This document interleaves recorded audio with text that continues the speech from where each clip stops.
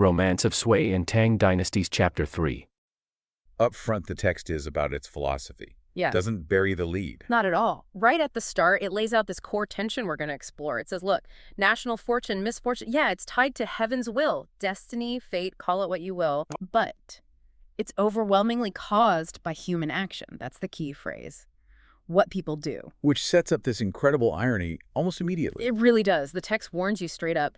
Trouble is raised by human action, and it can be eliminated by human action. The idea is, if you fear your fate, you should maybe look inward. Reflect on what you're doing, change course. You could potentially head off disaster. Right. But the moment you let suspicion, rash action take over, you're not averting the disaster anymore. You become the disaster. You basically trigger it. And that leads us straight to the emperor of the Sui dynasty, who, well, let's just say he was terrified of his own shadow. And it wasn't just general anxiety, was it? It focused on a specific dream. Oh, yeah. A dream so powerful it just completely unmoored him. He dreamt of a massive flood drowning the capital city. The images. Chaos. Destruction, the end of his world. Pretty much. And he becomes paralyzed, right? Not by enemies at the gate, but by this desperate need to find a human face to pin that vision onto. And how he finds that face. That's where it goes from anxiety to, frankly, madness. Yeah, it's wild. He fixates on an elder statesman, a guy named Li Hun, and it's all based on these linguistic clues in the dream. Okay, break that down. It sounds like a dangerous word game. It really was. Yeah. He was looking for water and city from the dream. So the statesman's name, Hun, it contains the water radical, that little symbol for water. Okay, so check. He's got the water element. Tick. Now he needs the city. Right. Well, Li Hun's title was Duke of Chengguo. And the character for Cheng in his title, well, to the emperor, in his panicked state, it looked a lot like the character for city. Wait, seriously. Based on a character radical and a resemblance. That's how the text presents it. It's showing how far gone he is, Yeah. how paranoia just twists everything. Water radical, city-like character. So in his mind, Li Hun, water drowning the city. Bingo. But there was more. The dream wasn't just about destruction. It hinted at who would replace him. Ah, the famous Li family prophecy. That's the one. The dream also had this image of a tree with fruit on top. Okay. If you take the character for tree, which is mu, and add the character for sun or fruit, zi, sitting on top. You combine them. Oh, You get the surname Li. exactly. So the dream is telling him, a Li is going to take over. The next dynasty will be Li. He knew the ruling family was changing. So he's got Li's surname. He's got the water flood connection through Li Hun's name. What was the final nail in the coffin? He asks about Li Hun's family, just, casually, and discovers, tragically, that Li Hun's young son, his nickname was Hongwer. And Hong means... Flood. It contains the character for flood. Oh, no. Yeah. For the emperor, that was it. Li family, water radical, city connection, and now a son literally nicknamed Flood. The alignment was terrifyingly complete in his mind. And he acted immediately. Instantly, total rashness. Ordered the innocent kid, Li Hunger, killed by decree. He thought destroy the flood, save the city. But that violence, that human action, just poured fuel on the fire, murdering an innocent child, a loyal official son. It created terror, dissent. He did exactly what the opening philosophy warned against. He didn't avert fate. He accelerated it. The text even includes a little critique, right? It does. A poem basically says he added "onu," like demonic trouble with his nightmare, and his actions were just incredibly rash and thoughtless. He ensured fate would be brutal. Which sets up this perfect contrast for our hero figure, the emperor, paralyzed by fear, misinterpreting everything. And now we turn to Li Jing, a man who looks at the exact same signs, the same prophecies. And sees not terror, but opportunity. Pure, audacious ambition. Absolutely. Li Jing courtesy named Yao Shi from San Yuan. This guy's credentials, they were off the charts. Brilliant military strategist, skilled in literature and martial arts, EC, the text says. His own uncle, the famous General Han Qinhu, basically called him the next Sun Tzu. Yeah, he was seen as this rising star, ready for a new era. And when he hears about the emperor murdering Li Hongger, he doesn't mourn. He laughs. He laughs. He thinks killing one person. It's pointless if a true king is destined to rise. His line is something like, "Youth you. If the destined ruler isn't meant to die, what good does killing some kid do?" He just dismisses the emperor's panic. But he doesn't dismiss the prophecy itself, right? Yeah. He just reinterprets it. Exactly. He confirms the Li part. A tree gives birth to a son. Yeah, that's got to be the character Li. That's settled. But the flood. The emperor saw destruction. What did Li Jing see? He saw the Great Flood, not as chaos, but as the unification of the empire.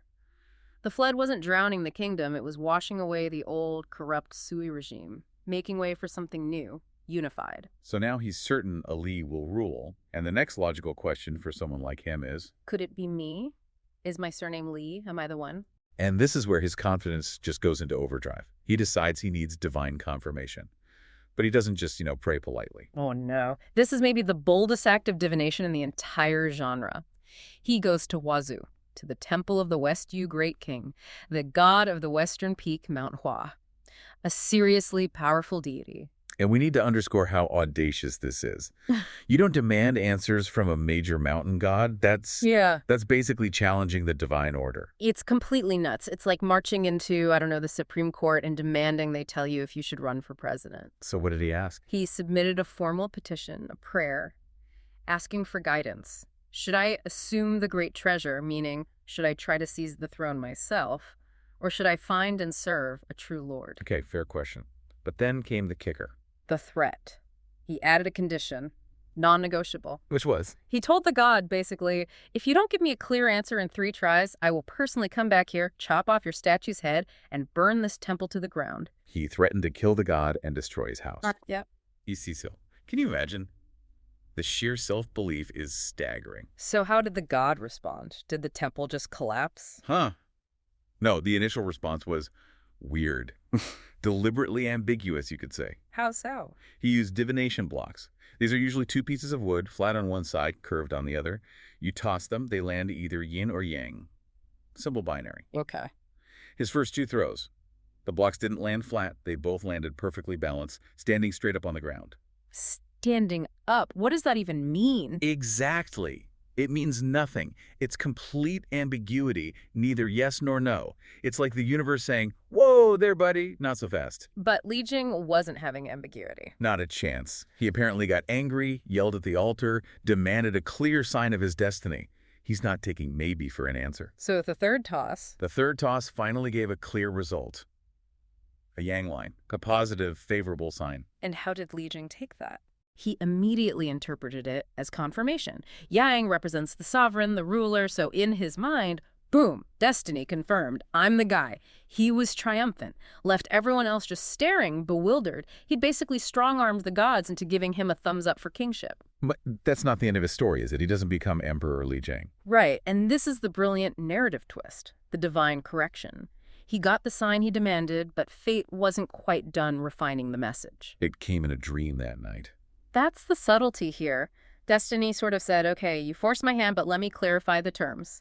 While he's sleeping at an inn, he gets a visitor. Not the god himself. No, the god's official proxy. The West Yu judgment officer, the Hiri, described very specifically, simple cap, black robe, corner belt, very official. And he brings the scroll. Yellow paper.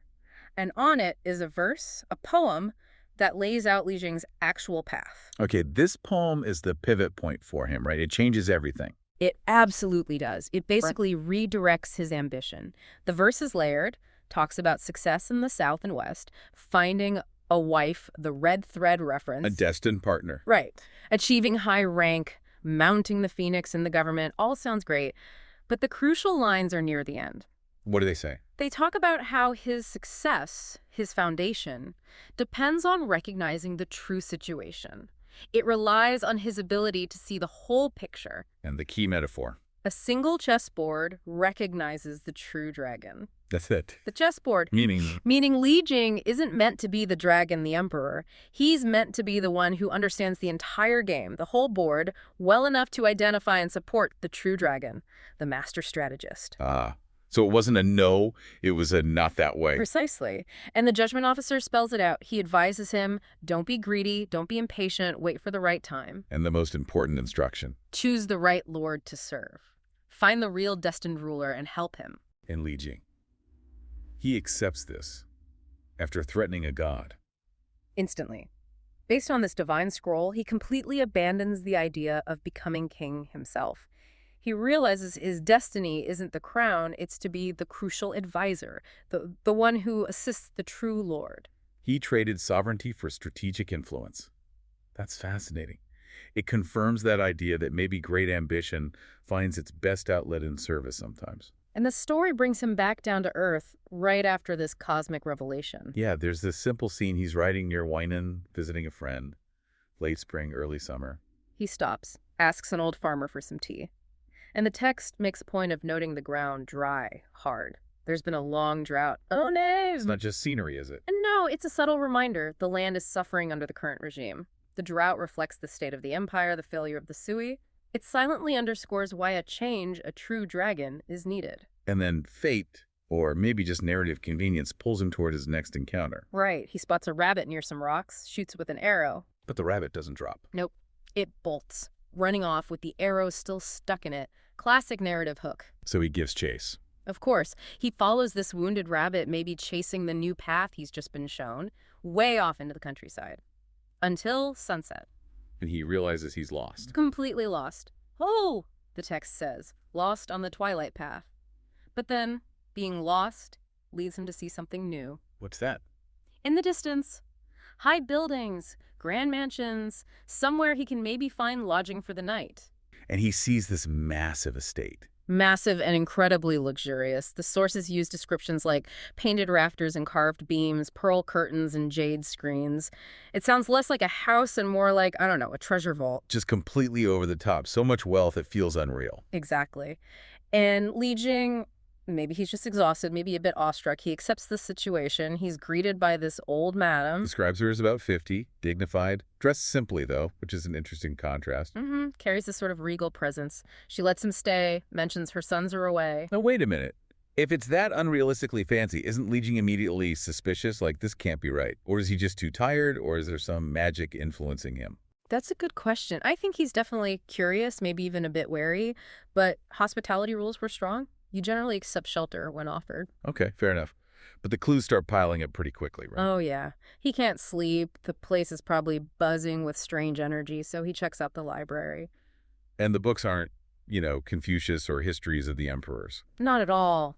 They're these detailed accounts of, get this, river gods, sea spirits, and aquatic monsters. That's got to be the first massive, screaming clue, right? This isn't just some wealthy isolationist. This is something else. Definitely. It points towards some kind of divine administration. Then things get really urgent. Around the second watch, maybe 10 p.m. Right. There's this sudden commotion. Yeah, a huge official-looking document arrives. It's called the Heavenly Talisman for Rain Execution. Basically, the divine orders for tonight's weather. Wow. Like a celestial work order. Li Jing must be freaking out now. Understandably. And that's when the old madame finally drops the truth bomb. She tells him not to be alarmed, which probably doesn't help much. Probably not. And then she says it. This place is the Dragon Palace, and I am the Dragon Mother. Just like that. Okay, so the Dragon Palace. And she's the Dragon Mother. And she explains the problem. Her sons, the ones who usually handle the rain-making duties based on these talismans, they're both out of town. Out of town, doing what? Well, one's taking his sister to her wedding, way off somewhere. The other son is actually getting married himself, over at Lake Dongting. So inconvenient timing for the weather schedule. Very. Seems the divine calendar doesn't really account for personal leave or weddings. The rain has to fall. So she needs a stand-in. And Li Jing is the only one there. He's the guy. The mandate is super specific. Rain tonight, cover a huge area 500 leagues west to south, start exactly at the third watch, stop exactly at dawn, no flexibility. That's intense. And what does Li Jing do? He's just a mortal guy lost in the woods moments ago. Well, this is where his character, even this early, sort of shows through. The text calls him young, brilliant, and bold. So he doesn't panic. Apparently not. He just agrees, steps up to the plate, accepts the divine assignment. Wow, okay. Bold is right. How do they prepare him for, being the rain god? The Dragon Mother gives him this special wine first. It's fragrant, and she says it'll guard against thunder and strengthen courage. A bit of magical liquid courage. And presumably something to protect his mortal senses from the divine power. Exactly. That seems to be the idea. It has to shield his human system. He takes a sip and instantly feels vigorous, ready for anything. It kind of numbs the sheer terror, maybe. Okay, so he's fortified. What about the actual rain-making part, the mechanics? This is where it gets really interesting, moving from fantasy adventure into almost divine procedure. He mounts this strange, big dragon horse. A flying horse. Seems so, flies smoothly through the air, and his tools are incredibly simple. Like what? Buckets, hoses? Not even close. He gets a small glass bottle called the Water Mother tied to his saddle. It's just filled with clear water. Okay. And tied to the bottle's mouth, there's a tiny golden spoon. A tiny spoon. That's it for 500 lines of rain. That's it. And the instructions are absolutely critical. They hammer this point home. Every single time the horse jumps, Yeah. he has to use that tiny spoon to take out one single drop of water. Just one. And place it on the horse's mane. 1 drop per jump. What does that even do? Here's the crucial rule, the core principle. 1 drop of water equals 1 chi. That's about a foot of rain in the human world. 1 drop equals 1 foot of rain. Whoa. Precisely. And he's warned, like, multiple times. Do not use more, do not use less. Stick to the single drop. The system relies on absolute precision. There's no room for close enough for human feelings. Okay, the pressure is immense, so he takes off. He takes off, flies through the night. The sources say thunder and lightning are flashing beneath the horse's hooves, which sounds pretty epic. Must have been quite a ride. And he's doing it. He's following the instructions perfectly, drop by drop, jump by jump, covering the whole 500 lies. He's sticking to the rules for hours. For him, sticking to the divine script. Until near dawn. The horse makes a jump, he looks down, the light is just starting to break, and he recognizes the land below him. Recognizes it. How? It's the exact spot where he stopped earlier that day when he was lost. Remember the farmer? Oh, the one who gave him the tea of respect. That's the one. He sees the fields down there looking parched and dry, and that human connection, that feeling of gratitude, it just kicks in. Uh-oh. I sense a deviation from the plan. Big time. He thinks basically 1 drop, that's only a foot of rain. That won't help these poor fields at all. He's thinking like a human, not a celestial bureaucrat. Exactly. He rationalizes it. Hey, I've got the power right now. Why not show a little extra kindness here? His empathy overrides the explicit fundamental instruction he was given. It's the classic good intentions problem, but on a cosmic scale. Totally. It's a failure of execution driven by perceived virtue. So he looks down at that small area, thinks of the farmer. Don't leave me hanging. Instead of the single mandated drop, Li Jing deliberately scoops out and dumps over 20 drops of water right there. 20. But 1 drop was a foot of rain. You got it. He essentially gave that one small spot 20 feet of rain instantly, 20 times the allowed amount. Oh, that cannot be good. That's not rain, that's a deluge. Precisely. He finishes the route, flies back to the Dragon Palace, probably feeling quite pleased with his little act of targeted generosity. But the reception probably wasn't what he expected. Not at all. The Dragon Mother is waiting for him, but she's dressed in simple, mourning clothes. She looks distraught. Oh, dear. And she tells him what happened, his generosity. It caused an absolute disaster in that specific region. A flood. A massive instantaneous flood. The water level shot up to 2 zhang, that's roughly 20 chi, or about 2 meters. Fields, houses, people, all submerged. His extra kindness was catastrophic. Wow. Okay, so what happens now? Does he get punished? Well, here's the twist. The consequences are severe, yes, but they fall on the divine beings, not the mortal substitute who made the error. Really? The Dragon Mother gets in trouble. She does. She tells Li Jing that she, personally, has to face heavenly punishment. 100 lashes on the back. Ouch. For his mistake. For the failure that happened on her watch, under her authority, and her sons. They'll be punished too, because it was their responsibility ultimately. The celestial bureaucracy doesn't seem to care much who messes up, just that the rules were broken. That seems harsh. But maybe consistent for gods. Perhaps. Li Jing, of course, is utterly ashamed, full of remorse. But the Dragon Mother is surprisingly understanding. She doesn't rage at him. No. No, she basically says, well, this must have been fate, and then moves right on to compensating him for his service. Compensating him after he caused a flood and got her whipped. Yeah, it's strange, isn't it? But she recognizes he's a gentleman, so she refuses to offer him pearls or gold, thinking mundane wealth isn't appropriate given the tragedy. Okay, so what does she offer? Instead, she offers him 2 beautiful handmaidens. Handmaidens. Okay, shifting gears here. Right. And this is where Li Jing, the strategist, kind of reappears. There's Wenbi, the civil handmaiden. She's smiling, suggests comfort, ease. And the other? Wu Bi, the martial handmaiden. She looks a bit stern, slightly angry maybe, suggests toughness, discipline, utility. So he has a choice, comfort or capability, Well, essentially. pretty much. And Li Jing, even in this moment of, extreme embarrassment and probably shock, he thinks strategically. How so? He figures, if I take both, I look greedy. That's bad. If I just take the smiling, civil one, Wenbi, maybe I look weak, like I'm choosing comfort over strength. Also bad for a future leader. So he opts for toughness. Exactly. He chooses Wu Bi, the martial handmaiden. It's a brilliant move, psychologically. It shows his mind is already prioritizing preparedness and, martial virtue over simple comfort. It aligns with who he's meant to become. A general's mindset already forming. You could say that.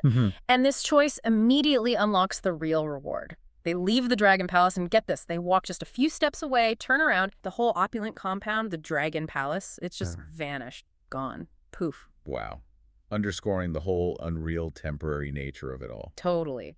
And right then, the martial handmaiden, Wu Bi, stops him. She reveals the whole handmaiden offer was just a setup, a pretext. A pretext for what? She pulls a book out of her sleeve, hands it to him, the title, Mastering the Enemy, Assisting the Lord to Success. That's the compensation, the real prize. Absolutely. This is the payoff for his, albeit disastrous, service and his strategically sound choice. She explains her only job was to deliver this book, tells him he's destined to find his real wife later, and then she vanishes too. So the handmaiden wasn't a companion. She was a delivery service for the ultimate military textbook. Pretty much. And the book itself, it's described as containing the essentials of military deployment, like top-tier strategic thinking plus detailed designs and methods for weapons, chariots, and armor. Basically everything he'd need to become a legendary general. Exactly. This one, single chaotic encounter, born from a huge mistake, instantly downloads all the theoretical and practical knowledge needed for his entire future career. It's an incredible trade-off, isn't it? He fails spectacularly at the divine task. Causes a natural disaster. But through that failure, and by making the right symbolic choice afterwards, he proves himself worthy of receiving this ultimate military knowledge. Yeah, his character, his remorse, and his strategic instinct in choosing Wu Bi kind of qualified him, despite the flood. Okay, but meanwhile, back in the human world, there's still the small matter of that massive flood he caused. Right. Reality check. The local authorities report this sudden, devastating flood to the Sui Emperor, and the Emperor's reaction is, well, it's interesting. How does he react? Annoyed, angry, demanding answers? You'd think so, but according to the story, connecting this to the bigger picture, the Emperor feels a strange sense of relief. Relief. Eh. About a devastating flood. Why? Because apparently he'd had a prophetic dream earlier, predicting some kind of disaster for the realm. Okay, Yeah. so the flood confirmed his bad dream. Exactly. The political situation must have been tense, lots of anxiety about the future, the stability of the dynasty, the prophecy foretold trouble. And when the flood happens, even though it's terrible, it kind of fulfills the prophecy, ticks that box. That seems to be the implication. It's like, okay, the foretold disaster has occurred. And then a chilling story, really. So what we've got is this narrative of court plots, these rumors starting in the countryside and ending up in the palace, and it all centers on just how dangerous having the wrong name could be. Okay, let's unpack this. So first things first, we need to understand why Yuan was even on the Crown Prince's radar. Right, the Crown Prince was already trying to consolidate his power, wasn't he? Removing obstacles. Absolutely. The emperor was getting older, and the Crown Prince Guang was nervous. He saw threats everywhere, especially from his own family. His brother, Xu Wangxi, was the first major target. How did he get rid of him? He didn't do it directly. Too risky. He used Yang Su, a very powerful official, to essentially frame Xu. They drummed up charges of cruelty and tyranny. And the emperor went along with it. He did. Xu Wangxu was stripped of his title, his status, everything. Became a commoner, a shuren, just like that. Ouch. And this is where Yuan steps in, puts his neck out. This is the moment. Yeah. Li Yuan, known then as Tang Gong, did something incredibly brave or maybe reckless. He submitted an official memorial, a critique. What did it say? He basically argued, look, you've already demoted these guys, your previous Crown Prince Yang and now Xu Wangxu, to minor kings. Making them commoners is it's excessive. It's destabilizing for the dynasty. Wow, that took guts. Criticizing a move orchestrated by the Crown Prince. Did the emperor react badly? The source says the emperor did not condemn him, surprisingly. But you can bet the Crown Prince noticed. Oh, absolutely. That act of, integrity probably painted a huge target on Li Yuan's back. Exactly. The crown prince was known to be intensely jealous and paranoid himself. Li Yuan was now officially a problem, a big one. So the prince needed him gone. He did. He calls in his advisors, his sort of political fixers, Zhang Heng and Yuan Shu. The goal: get Li Yuan out of the picture permanently. And this is where the strategy shifts, right? From attacking his actions to attacking, well, his name. Precisely. They couldn't pin any disloyalty on him directly after that memorial incident. So Zhang Heng, who seems to be the real brains behind this part, decides to play on the emperor's known weaknesses. Which were? His superstition. The emperor was known to be deeply suspicious, saksin keisin, the text says. And crucially, he'd recently had this disturbing dream. The flood. Yeah, a dream of a huge flood just washing away the capital city. This image of overwhelming water, it really stuck with him. It made him anxious. And wasn't there already a precedent for this kind of fear leading to death? Something about another official named Li? Yes, absolutely key context. Li Hun. The emperor had forced Li Hun's young son, Hong'er, to commit suicide. Why? Because the boy's name, Hong, sounded like the word for flood, Hong. Sounding like flood got him killed. It did. The emperor feared the name itself fulfilled some kind of hidden prophecy, a tushin. So if a sound was deadly, imagine having a name associated with water in a more direct way. The stage was perfectly set for Zhang Heng. It really was. Zhang Heng knew he didn't need facts. He needed fear. He even looked back at history, apparently, citing a case from Northern Qi where an official named Zhu Wangting destroyed a general using fake rumors. He saw it could work. So this is calculated disinformation, ancient political warfare. Textbook. Here's where it gets really clever, or maybe insidious. They didn't just whisper in the emperor's ear. They started rumors, 2 key phrases, out in the provinces, making them seem like organic folk sayings. What were the phrases? The first one was sort of poetic. Peach and plum children will take the empire. Ta lizi yu tiangxia. And Li sounds like plum. Exactly. The character for Li Yuan's surname is identical to the word for plum. Subtle, but clear if you're looking for it. Okay, what was the second one? Much more direct. The Yang family will be extinguished. The Li family will rise. Yang Shimi, Li Shisoking. No ambiguity there. And they spread these.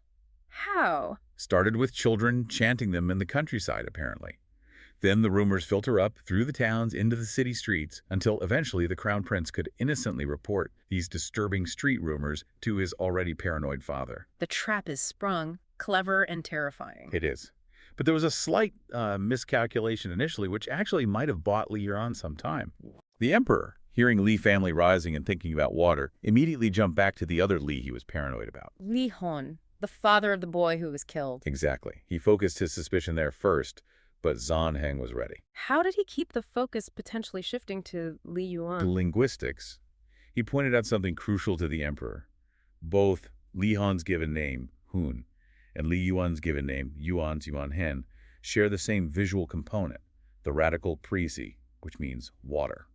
Oh, wow. So visually, on paper, they were linked by water. Right. Suddenly, they're not just 2 guys named Li. They're both linked to water, linked to the flood dream, linked to this prophecy, twin threats. And that connection had deadly consequences for Li Han. Immediate and brutal. Another official, a minor one named Pei Renji, saw which way the wind was blowing. He jumps in and accuses Li Hun of treason, saying he resented his son's death and was plotting rebellion. Was there any proof? Doesn't seem like it mattered. The accusation, combined with the emperor's paranoia fueled by Zhang Heng, was enough. Li Hun was declared a traitor. And the punishment? Swift and horrifying. Li Hun and 31 members of his family were executed. Publicly, in the marketplace, Jin Fu Shi Kao. 32 people. Based on a sound-alike name, a shared water radical, and a rumor. It's staggering. It shows the level of fear and, frankly, the ruthlessness at play. Li Yuan must have been terrified, but maybe also slightly relieved that the emperor's suspicion had landed elsewhere for the moment. Perhaps. But that relief was short-lived. The plotters, Zhang Heng and the crown prince, saw the execution of Li Hun not as an end, but as proof of concept. They doubled down. Radically. Zhang Heng brings in another player, a diviner or sorcerer named Anjiatuo, someone the emperor trusted. In the message this time. Much, much darker. Anjiatuo tells the emperor, look, this Li family really is destined to rule. Killing just Li Hun isn't enough. You need to eliminate the entire threat. Meaning? Meaning, Anjiatu advised the emperor to kill every single person in the entire empire with the surname Li. That's That's genocide based on a surname. Utter madness. It's almost unimaginable, from a political plot against one man to a potential state-sponsored massacre. This must have caused some pushback, surely. Someone had to see. This was insane. Thankfully, yes. This is where a figure of reason steps in. Shang Shu Yu Chenggao Ying, a senior minister. Hi, Ying. What did he do? He wrote a crucial memorial, a counter-argument. And it's brilliant because he doesn't directly deny prophecy exists or call the emperor foolish for believing. Smart. So how did he approach it? He sort of categorized prophecies. He acknowledged some might seem unrelated but happen anyway, like strange omens before rain. He acknowledged some are directly linked to events, like the Baohu Jifu prophecy tied to the fall of the Zhou state. He even acknowledged true prophecies, citing the famous one. Though Chu has only 3 households left, it will surely destroy Qin. Okay, so he's validating the idea of prophecy. Exactly, but then he brings up the crucial category, the false, fabricated prophecy designed for political destruction. And he uses the exact same historical example Zhang Hang had used internally. Zhu Ting's plot against Hulu Guang in northern Qi. Precisely. He points out that Zhu Ting's fake rumors destroyed a loyal general and directly led to the fall of the northern Qi state. He's basically holding up a mirror to the emperor and saying, you see this. This is what happens when you act on manufactured fear. You destroy your own state. That's a masterstroke. He's warning the emperor that the real danger isn't the Lai family, it's the plotters manipulating him using the Lai family. Absolutely. And his conclusion wasn't just about avoiding a mistake, it was about positive action. He argued the way to secure the dynasty, to, please heaven, wasn't mass execution Yongxing. That just creates chaos. What was the alternative? Cultivating virtue. Yu Dai. Good governance, wise rule.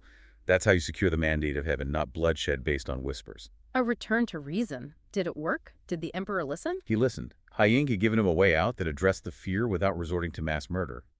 He proposed a compromise. Simple, non-lethal. Remove everyone named Li from positions of power at court and in the military.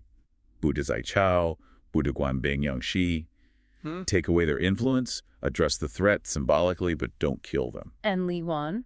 How did this play out for him? This was his lifeline.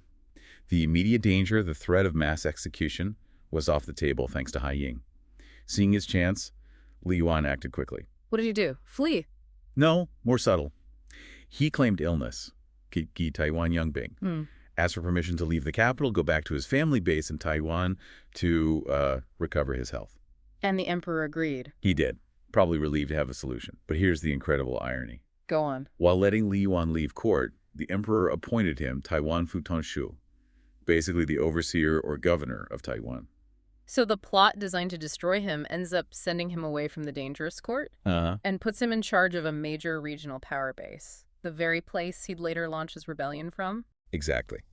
The attempt to neutralize him through superstition inadvertently set him up with the resources and geographic position he needed to eventually fulfill the prophecy they feared. Wow. The irony is just thick. But the immediate danger wasn't over yet, was it? The crown prince couldn't have been happy. Not at all. The source says he and Yuan Shu were furious. They complained that Zhang Heng's clever water radical plot had only succeeded in, quote, wrongly harming Li Hun, while the real target, Li Yuan, got away. So they weren't giving up? Definitely not. It ends right here on this cliffhanger. Yuan Shu assures the frustrated crown prince that he has a new plan, a darker one. What does he promise? He says he'll either arrange to kill Li Yuan and his family directly, or, feeling that, he'll give him such a scare Jati Jixia that Li Yuan will be terrified into permanent powerless retirement. So Li Yuan escapes the net of prophecy only to face the threat of direct assassination or political intimidation. Exactly. The game isn't over.